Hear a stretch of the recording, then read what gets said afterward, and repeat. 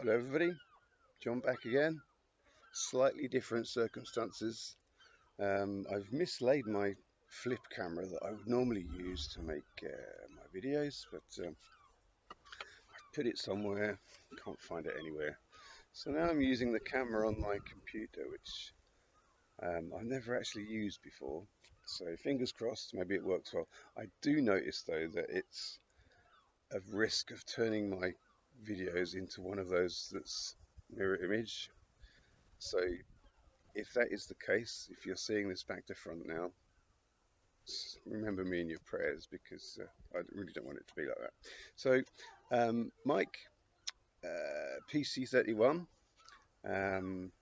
has suggested we show 5 records by 5 artists on the same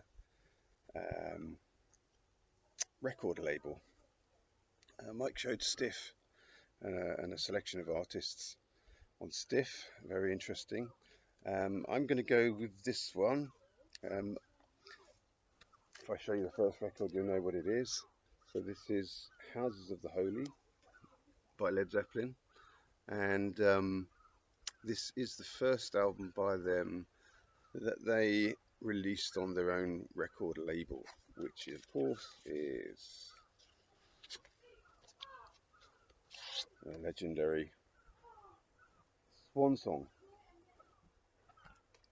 I don't have any tattoos, but I've always thought if I were going to have one, it would be of that Swan Song guy with the wings.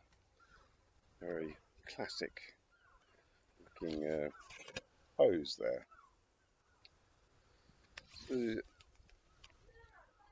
the next album on Swan Song I'm going to show is this. This is Bad Company. Rough Diamonds. This is the second album that Bad Company released on Swan Song. The first album they released on Swan Song I don't actually have. But this is the second one.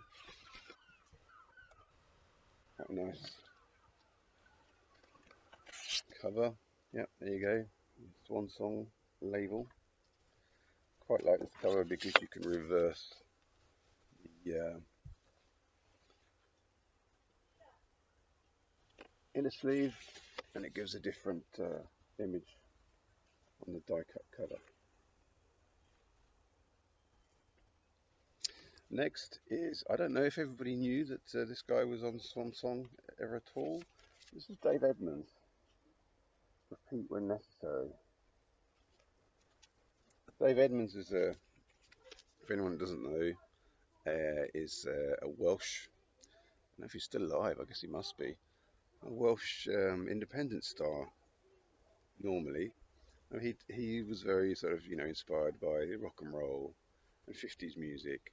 I think he was a big champion behind the Stray Cats, for instance. He worked quite a bit with Nick Lowe, who was on Stiff. I don't know if Dave Edmonds was ever on Stiff, but on this album he was on Swan Song.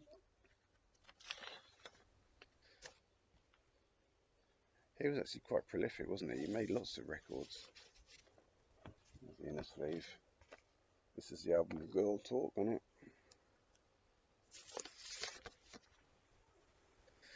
One of my favourite bands is Detective. Now, Detective were a rock band. I discovered them fairly late, but they were one of the first artists to be on Swan Song other than Led Zeppelin.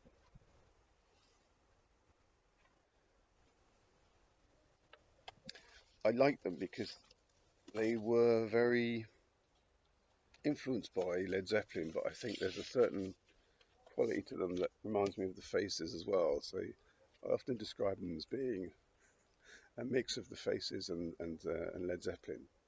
Brilliant band. And this guy, the singer, what's his name now? I can never remember his name. Michael Baris, that's what it was. Um,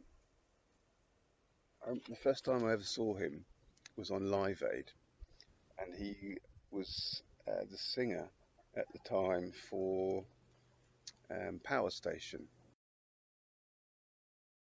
which surprised me, because everybody expected Robert Palmer to be the singer for the Power Station, but for whatever reason he wasn't. I don't know what it was, but he stood in and became a member of the band temporarily. And I never knew who he was, and I didn't know who he was until I discovered Detective. And if you don't know who they are, I really recommend them. They're a fantastic band. This is their second album. Look out for this one. It's so good. Really an amazing band.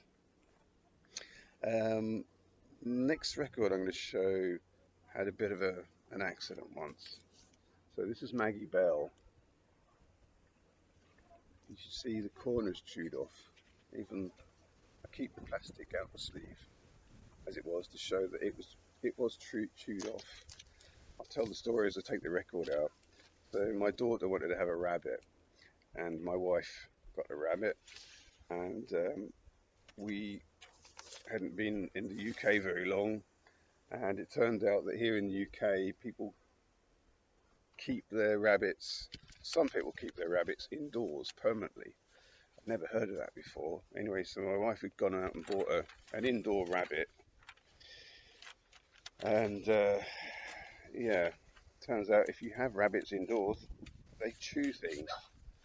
We've got a puppy at the moment who chews everything, but rabbits kind of do it discreetly, so you don't even notice. And yeah, this particular rabbit, since gone to join the great rabbit in the sky, she had a good old munch on this Maggie Bell record. That's a real shame, isn't it? Still, the record, it didn't affect the record. It does pain me every time I look at this, and I think, oh, good. And I think this is essentially the only record that rabbit did actually manage to get, but he got it nevertheless. And yeah, there we go. So this record bears those scars. Anyway, Maggie Bell, if you don't know, she was a Scottish rock and roll singer, very reminiscent of Janis Joplin, had very much of a sort of whiskey smokers type barroom voice to her music. Great stuff. Look out for that.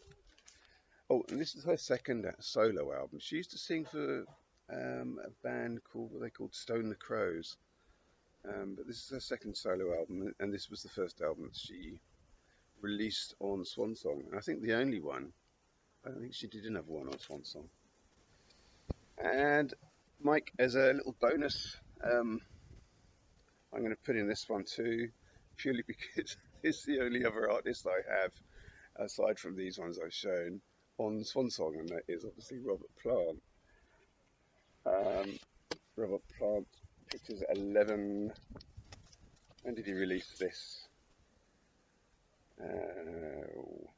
82. There you go. So I think this is this his second solo?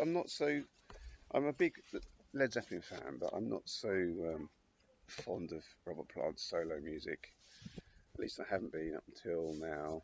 Maybe I'll spin this again now while it's out of the shelf and see if I can enjoy it more than I did last time. Anyway, everybody, thanks very much. Thanks very much, Mike, for this this idea. Really good idea. And fingers crossed that I managed to get this video posted and the right way round. Enjoy the heat, everybody. Blooming hot day today. Anyway, thanks very much. Check out my next video.